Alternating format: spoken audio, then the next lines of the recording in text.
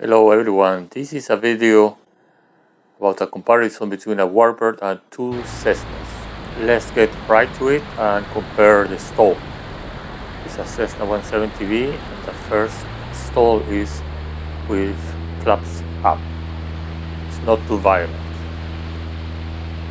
Now you're going to see what a difference makes 40 degrees of flaps or the stall in this airplane.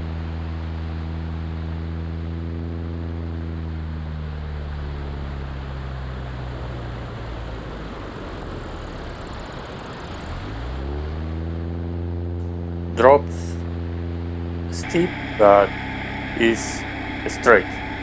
The wings don't drop. Now let's see how the 182 performs. This is with 40 degrees of flaps and the drop is a lot less than the Cessna 170B. It's less abrupt. Now the CJ6 Nanchang stall with no flaps. It's pretty mellow. Now we're going to try with gear down and flaps down. It only has one setting for flaps, up or down. Again, pretty mellow. Now let's have a view of the stall from the pilot perspective, from the cockpit.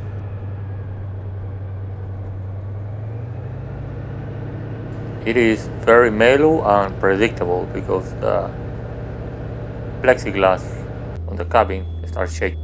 Now let's see the 170B from the inside.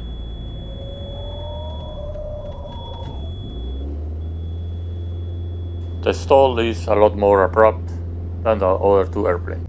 And now let's look at the Cessna 182 from the pilot's view.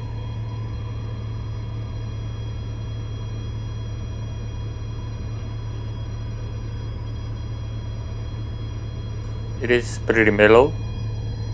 I think the CJ6 Nanchang is the easiest one. Now let's see what these airplanes can do. They are pretty amazing. This airstrip is quite challenging. It is pretty short. We have high density altitude. It's marble in Idaho. On my first landing I came above the high trees. They were very tall. And on my second landing I do this around the hill. And what I try to do is be coordinated. Trying to come at a very slow speed.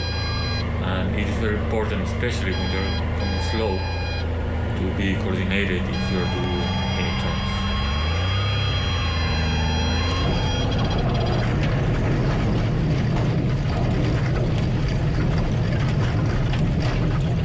Here is a view of the turn just before landing. Same airstrip. Try to come coordinated.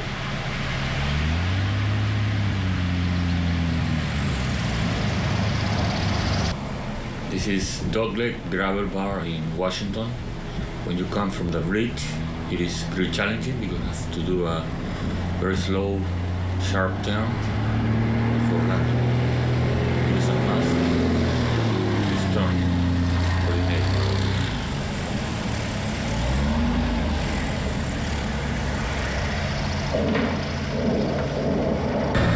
I find the Cessna 182 to be one of the most versatile airplanes. It's not the best at anything, but it can do everything, and it can do it pretty well.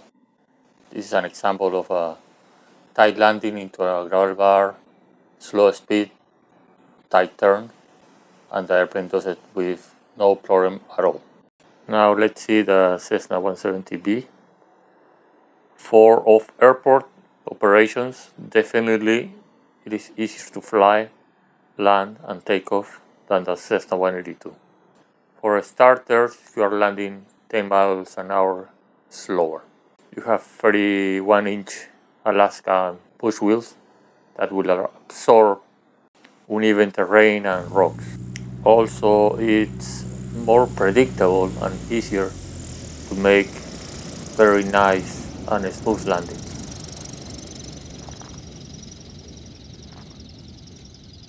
Now let's see the CJ6 Nanchang in action. It's a Warbird, so Warbird aerobatics are a lot of fun. Can do loops, aileron rolls, bar rolls, wing overs. Also, you can do spins. It's easy to recover from the spin. You let go everything and you would recover in just one turn. It's a very stable airplane. It has the heat rail. It's a training airplane and I think flies amazingly good. Other kind of flying we like to do is tail chase or pretending we're doing a dogfight. It is a lot of fun and the airplane is very maneuverable. It's light on the controls but also very quick on the controls because it has push rods for the ailerons instead of cable. This is a 1972 model, but it gives you the feeling of the World War II Russian Warbird. A lot less power, but you have the same instruments, same systems and controls. Now let's see which one is more simple and easy to land. In the case of the CJ6 Nanchang, we have landing gear, which you can hear being deployed right now. It is pneumatic system, air. Before landing, you need to check that the green lights for the landing gear are on and you have air in the system for the brakes. It has a pneumatic system, so you need air for brakes, flaps, landing gear and a starter.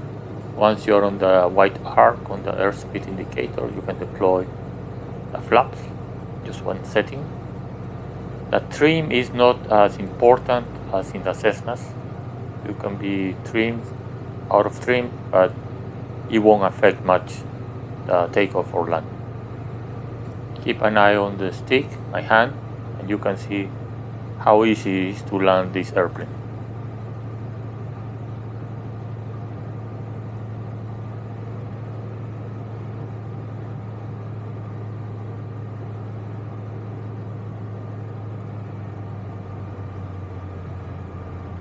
If you saw the airspeed indicator, we touched down at the minimum speed.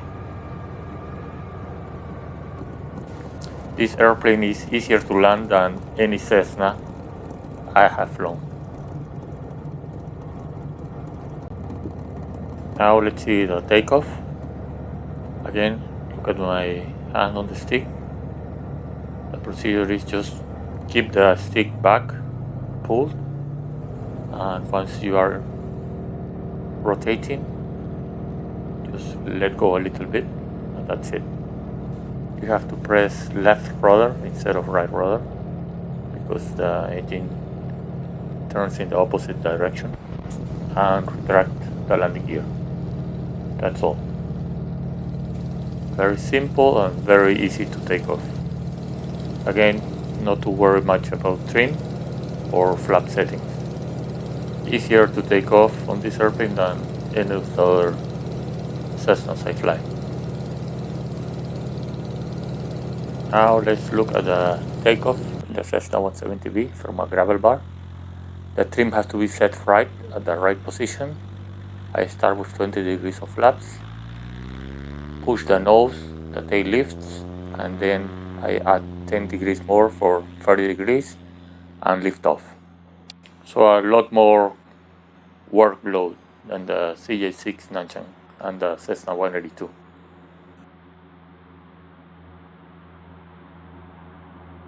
Now let's see a landing in the Cessna 170B. This time we're landing in the snow. We checked how deep it was before landing here, so we avoided the danger of being landing on deep snow. I trim back, not all the way, but to have the nose light, 40 degrees of flaps and come with power.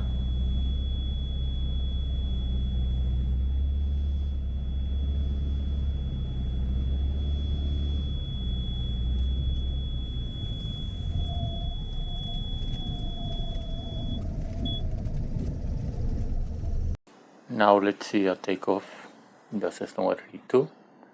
This is Marble Creek in Idaho, high density altitude. I have to make sure the trim is in the right position. Elevator trim, rudder trim, and I start with 20 degrees of flaps.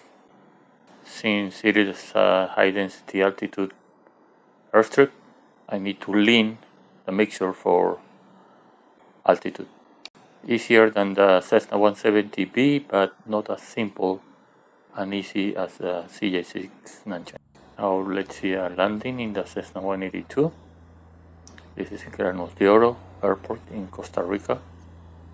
Come with 40 degrees of flaps and a little bit of power. I want to do a short field landing and stop before the white paint is finished. I must say these three airplanes are a lot of fun. Each one has their own advantages, and for me the easiest one to fly, take off, land and stall is the CJ6 Nanchang. Please join me on Patreon to support Backcountry 182 YouTube channel. Below Backcountry 182 on the top right, you can click on Patreon and it will take you to the Patreon page where you can select your membership level. It will show you the peers and everything. By becoming a Patreon for Backcountry 182, you will not only be helping the YouTube channel, but you can also get direct advice or discount on some aviation products for your airplane, or advice or products for your airplane. We can chat, video call